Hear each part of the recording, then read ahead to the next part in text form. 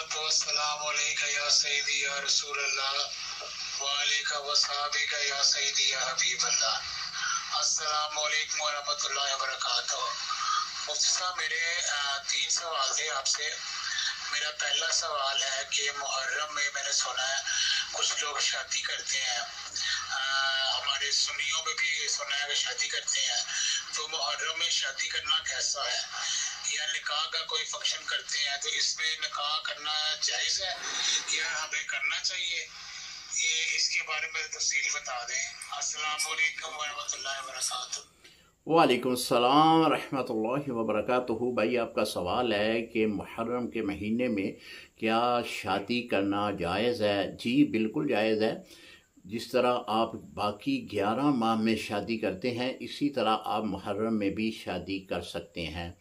कहीं भी किसी भी रवायत में इसकी जो है वो ममानियत नहीं आई। आप शादी, मंगनी, कोई भी इस तरह का प्रोग्राम अगर इस महीने में भी आप करना चाह रहे हैं तो शरन आपको इजाज़त है। अस्सलाम वालेकुम रहमतुल्लाहि व बरकातुहू।